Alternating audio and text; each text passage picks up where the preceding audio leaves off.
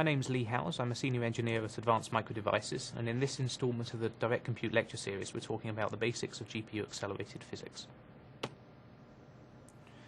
So in this talk we're discussing Direct Compute as used for cloth simulation based on some work we've been doing with the Bullet Physics SDK.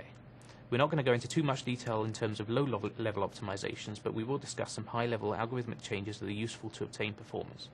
We do assume a certain level of prior knowledge, including the basics of constructing devices, contexts, buffers, and the other features of DirectX. And then we're going to demonstrate some cloth that we've been simulating using Direct Compute. So as a brief introduction to Bullet, Bullet is one of the more popular physics SDKs. It's fully open source using a zlib license, allowing it to be freely used and distributed. And AMD is collaborating on new cloth and physics fluids implementations, as we're discussing the basics of here. Contributions that we make will be fully open source as part of the Bullet tree, so all of this will be visible in time. So introducing cloth simulation. Cloth simulation is based on a mass spring system. A large collection of masses or vertices are connected using springs, and the layout and properties of the springs and mass of the vertices change the behavior of the cloth. Throughout the presentation, because of the interaction with meshes for rendering, we use the terms vertex, mass, and particle fairly interchangeably, and spring and link similarly. Spring constraints act as edges in a graph, and their properties and interactions create cloth-like behavior of the mesh, which can be used for interesting on-screen effects such as clothing and flags. So there are three main types of springs. Structural springs are intended, as the name suggests, to provide the structure of the cloth. These springs are stiff and do not allow much stretching in most cloths, though an elasticated cloth is possible, and then the stiffness could be reduced. Shearing springs try to keep the mesh in a reasonable shape. Often these springs are no different in strength from structural springs, and indeed when using a triangular mesh, these can be seen as the same thing. The final type of link is the bend link, which is a set of longer range links to provide a weak 3D structure for the cloth. Without these links, the cloth would tend to fold sharply at vertices. These bend links should be generally less stiff than the structural and shearing links or springs that we described earlier, which make up the core structure of the cloth. As a cloth begins to fold across a vertex, the bend link connecting the particles either side will be shortened, creating a compression from its rest length and applying a force to push the particles apart again. So, when simulating cloth, we can see that there's a substantial amount of parallelism. There's a large number of particles, and the force from each spring constraint is applied to both connecting particles, with a similarly large number of springs or links. Later processing is also highly parallel. We can solve for collisions between the particles or links and other objects, and also we can add wind effects, and we will see that briefly described in a few slides' time. So we start by knowing the original layout of the cloth, and from this we can compute the rest length of each of the springs. And the rest length is important for computing stresses in the mesh. Each spring behaves according to Hooke's law, that is, that the force applied to and by the spring is proportional to its extension. The stiffness property we discussed earlier acts as a multiplier to that ratio, allowing us to control the way the cloth will behave. From the force applied by the spring, we can compute a new location to move the mass to balance the forces in the mesh. And from these impulses and velocities, we can compute new positions for the vertices in the cloth. In this diagram, we see the position corrections as sums of the forces applied to the springs. The reality is somewhat different, as we have to consider transitive effects from forces that move neighbouring vertices. If we compute the entire solution in parallel, then forces will take n time steps to propagate across the cloth, where n is the number of links. Instead, we wish to use an iterative solver that works both quickly and creates a fast propagation of data across the mesh, solving for a stable set of forces across all links. A pure parallel implementation with double buffering, though completely parallelism safe, would propagate too slowly from frame to frame. So one of the simpler additional interactions we can perform is the addition of a wind effect to a scene. To achieve this, we can either apply an acceleration directly to a vertex, or we can apply a force based on an interaction of the wind force in the air and the cloth. For our purposes, the wind as applied to a given cloth has a single velocity. Clearly a more complicated wind can be imagined that is properly simulated with vortices, etc. In addition, we know certain information about the cloth. We know that we have a face connecting a given set of vertices. We know the positions of these vertices, and from that we can compute the area of the face and the error contribution to each vertex. And then we know that the velocity that the vertices currently have when from the time steps of the cloth being simulated previously. From the combination of the wind velocity and the vertex velocity, we can compute the relative velocity of the wind at the vertex. And the wind applies a force to the vertex based on the area of the cloth that the vertex has control over and the density of the air medium. An impulse is applied to the vertex based on this force and the vertex's mass. So, Bullet already has a CPU-based cloth simulation, and that's what all this GPU work is based on. This solver executes link by link, computing the force applied to the vertices at either end of the link, and moving those vertices before moving on to the next link. In this serial fashion, forces will propagate very quickly through the mesh, immediately if they follow the serial computation direction, and the link order could be changed on alternate solver iterations to balance the propagation across an animation sequence. In addition, the sequence of operations is reproducible, making this approach deterministic. So looking at a brief pseudocode implementation of this, we can see that we will iterate the solver a number of times, usually a fixed number to maintain predictable performance. We then scan through each link in turn, and then compute the ratio of the total mass attached to the spring and the stiffness coefficient of the spring, which will change depending on the type of link we have in the mesh. We produce a position correction based on the stretch ratio of the link and the original positions of the vertices. Note that the same movement is applied to both vertices on the link because the same force is applied to each by the spring. So we've seen how this worked on the CPU, where we had a serial implementation with no atomicity issues and immediate value propagation from a given update. And the purpose of moving to the GPU is then to exploit the large amount of parallelism and memory bandwidth available on the device. And this parallelism creates problems of its own. In the serial implementation, we have no problems with links updating at the same time, and the value propagation is immediate in at least one direction through the cloth. If the GPU simulation is fully parallel within the cloth, and using the same algorithm as before, updates to the same node create races. So the simplest solution to this problem that maintains the same link-wise computation and determinism of the original CPU code is to create independent subsets of links that we can process.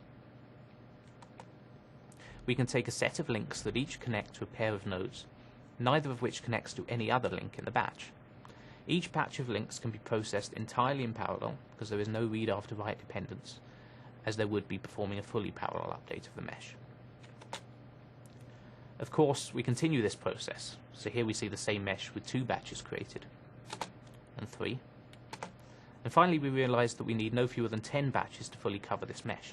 This means that we have 10 sets of link processing, each of which is internally parallel, but which must be processed in series with synchronization points in between. So when we look at the code to drive this, we will generate a loop, first for each iteration, and then we'll iterate over the set of batches that we've defined.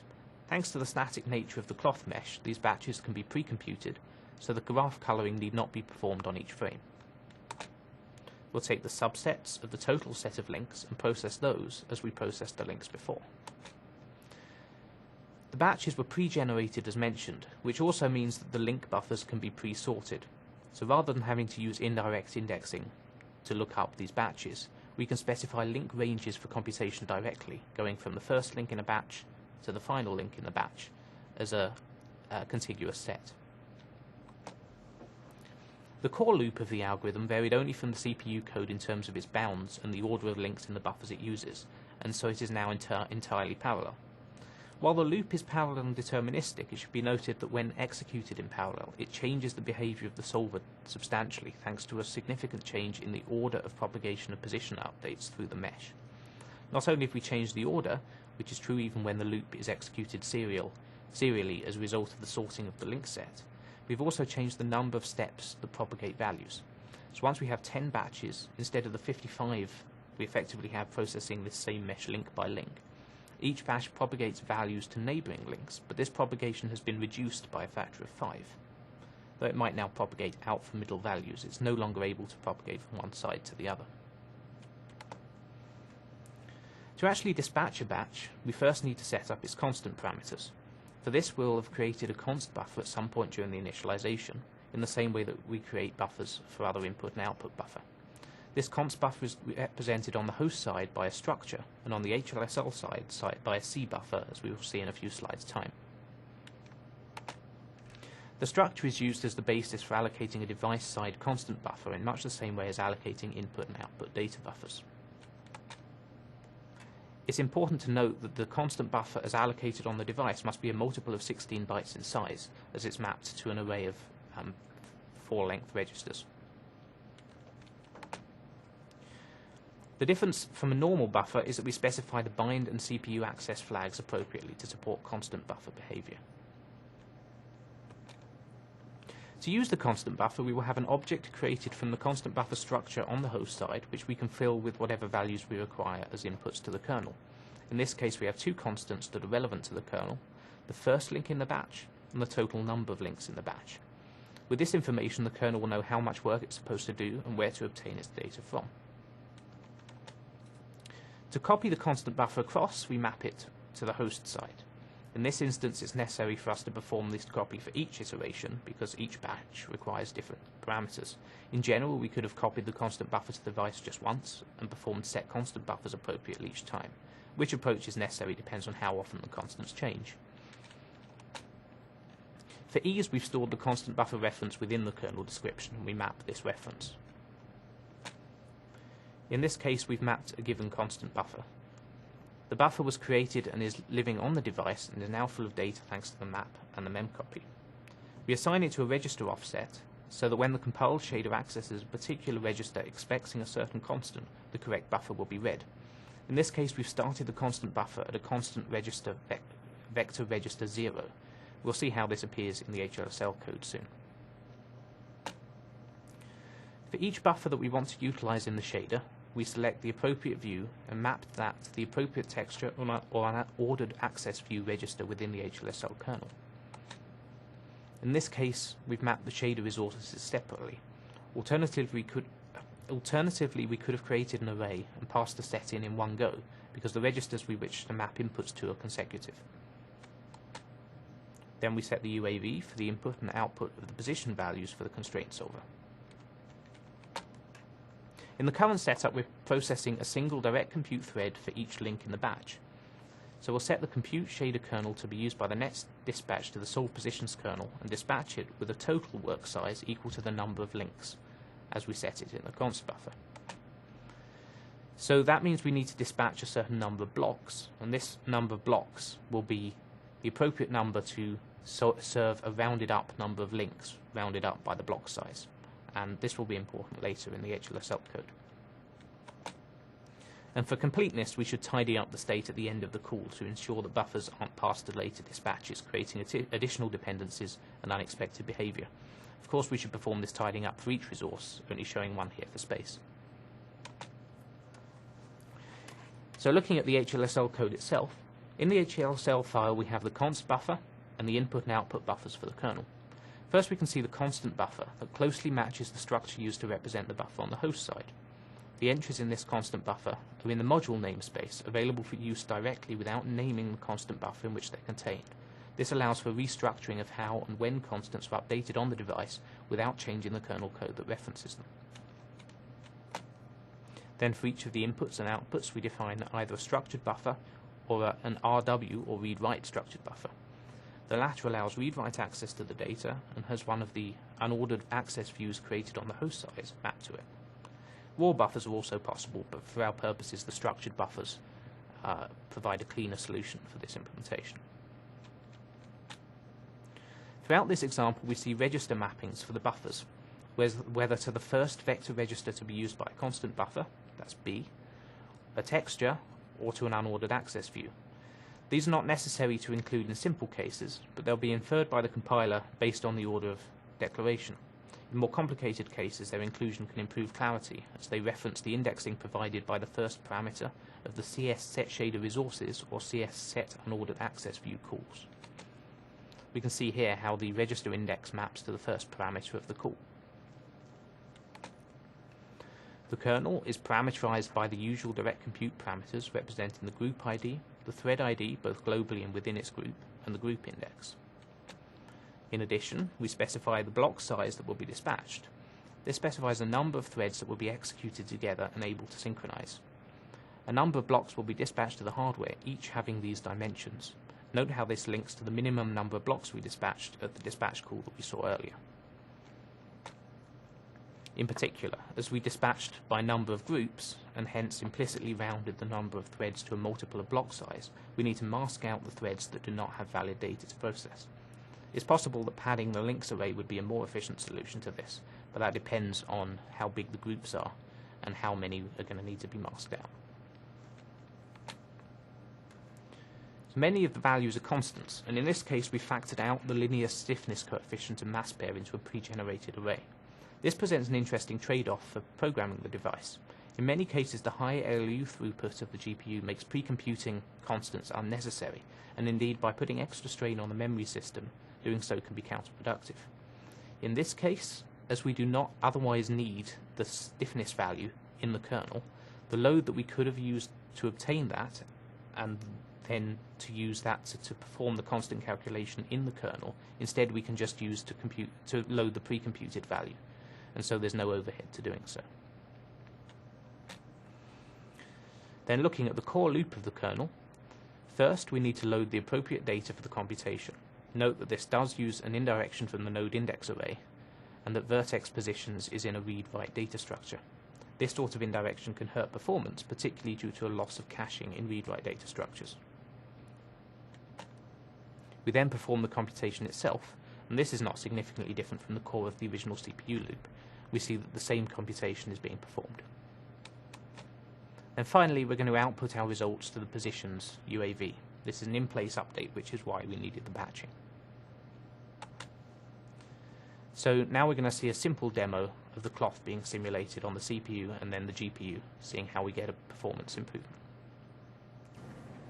Right, so here we see 5 cloths being simulated using the CPU implementation that we discussed, and with a wind interaction, moving the cloths around and making them flutter, and we're changing the wind direction on each frame. And note the frame rate that you see on this version of the demo. And here we see the same thing simulated on the GPU using that very basic link-wise batching. And notice that we're achieving a much higher frame rate now, even though we're using a fairly naive GPU batching implementation. So we've seen the demo, and now we're returning to a discussion of batching. One serious problem with the approach discussed is the number of dispatch calls. Thanks to the GPU being remote from the CPU and accessible across the PCI bus, there's a relatively significant overhead present in each kernel issue. If the kernels are fairly short, with a low work density per thread, and the number of threads is small, then the cost of dispatch can easily become the limiting factor in performance. For example, in the demonstrated example, each cloth consisted of around 1,500 vertices and 9,000 links. If we have 10 batches and assume that each batch is the same size, which is not quite true as they tend to tail off in size, we will only have 900 links in a batch. With 128 threads in a block, we only have around 7 blocks issued for each batch, which is not enough to fill a 20-core device such as the AMD 5870 GPU, and certainly not enough to cover the memory latency that might arise. The result is that the GPU becomes heavily underutilized and execution becomes so fast once dispatched that we're dispatch limited. Luckily, the cloth is a relatively static structure. We can pre-process it to produce larger groups to be dispatched by individual threads and fewer batches. The level of grouping seen in this diagram reduces our number of batches slightly to 9, and the work density per thread has also increased by a factor of 6. We can of course go further still, creating particularly large groups with substantially higher work density per thread, and in this diagram we only have 4 batches, so reducing the number of dispatches. The downside is that by packing so many links into a single thread, while we've increased the work density per thread, we've enormously reduced the number of threads that are going to execute in parallel. so we're still going to suffer from very poor utilization of the device and far from peak performance. We do have the benefit that from the point of view of solving internal constraints, as distinct from collision constraints, cloths are entirely independent entities. Therefore, it's possible to batch multiple cloths together without creating any data access hazards. In this case, we're processing 3 cloths together using that highest level of grouping we just saw, so still with only 4 batches.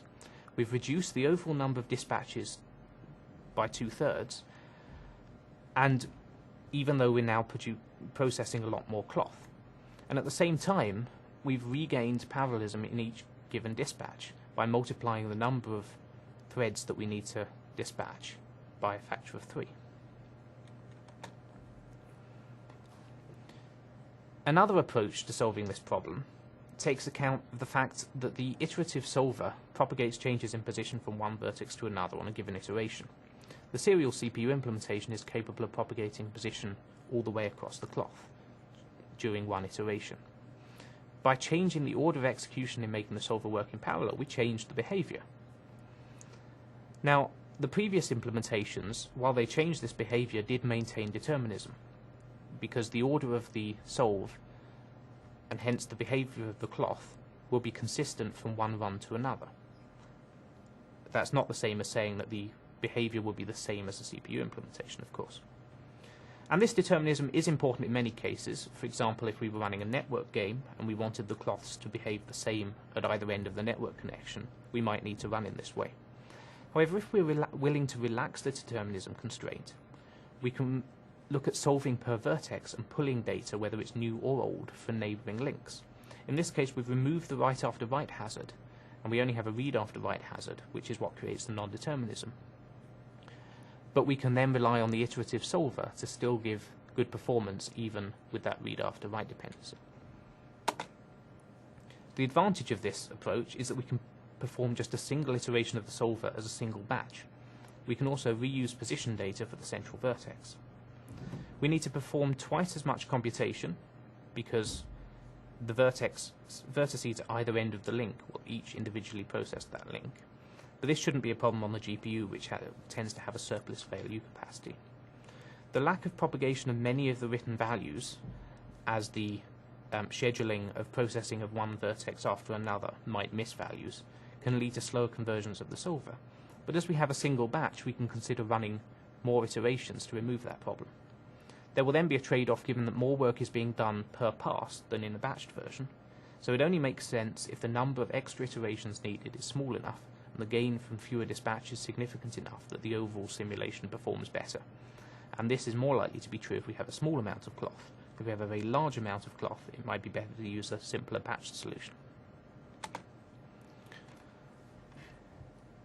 So another problem with using this is that we have to remember that the GPU is a collection of SIMD engines. On any SIMD engine, a branch that creates a need to mask out elements of the SIMD vector is wasting computational resources. If we're computing per vertex, then the vertices will have a different connectivity. So some vertices will be connected to more links than others. And therefore, to solve that vertex, we would require more iterations of the solver loop inside the kernel than for another vertex. Because the cloth is a static structure, and because we can do all this pre-sorting, this gives us the opportunity to pre-sort the vertices so that we pack into a single SIMD unit a collection of vertices that all have the same degree, so that we remove the problem with these divergent branches and regain high performance. So moving on from algorithmic optimizations, we can see one of the major benefits of direct compute. While not directly part of the DirectX graphics pipeline, direct compute shaders can be used to generate data structures that can be used by most stages in the pipeline itself. This close interaction makes direct compute particularly useful for developing efficient computational operations that interact with rendering in complicated ways. Such kernels can execute and be scheduled by the driver without the need for high overhead locking, unlocking, and pipeline flush operations that might be necessary if you wanted to stall the pipeline, wait, compute on the CPU, and copy back. This useful property is relevant to this example because the common use for this sort of cloth simulations to generate vertex positions and to then use that mesh for rendering. The mesh will be textured, lit, and displayed by the graphics pipeline in the standard way. A cloth mesh can contain a large number of vertices, each one carrying additional data such as normals, texture coordinates, and for efficiency it doesn't make sense to copy that data back to the host, upload it to a buffer for rendering, where we have to lock all the buffers and synchronize with the graphics pipeline, and the additional latency of multiple copies occupying the PCI Express bus. Instead, we can output from a direct compute kernel directly to a vertex buffer, which can be used immediately by a stage in the graphics pipeline, and the entire process can be heavily pipelined and scheduled by the driver to permit efficient device utilization. To achieve this, we have to create a vertex buffer in the traditional way, as it will be used for the rendering stage. In this case, we include position, normal, and texture coordinate data in our buffer layout description. We then go on to construct the layout object from the layout description. We then take the layout and construct a vertex buffer from it. Note that in addition to the bind vertex buffer flag, we have bound the buffer for unordered access so that we can assign it to the output from the cloth simulation stage. We then create an unordered access view to take account of this, which will be mapped to the parameter list of the simulation output kernel. The dependencies between the simulation stages and the rendering stages will be handled automatically by the driver, making this simulation a highly efficient addition to the graphics pipeline for our physics application. So now we're going to show a quick demo of the cloth in action in a full scene. So in this Japanese courtyard scene, we see two different types of cloths being simulated. We see these curtains in the background, and in the foreground these banners hanging from poles.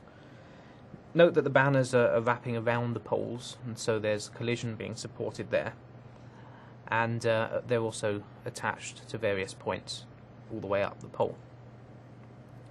If we switch to wireframe mode, we can see the simulation in terms of the vertices and links responding to the wind. In particular, we can see that the curtains in the background are very high fidelity meshes and get a very nice smooth behavior. Although in the banners in the foreground we do tend to see the links showing up a little more.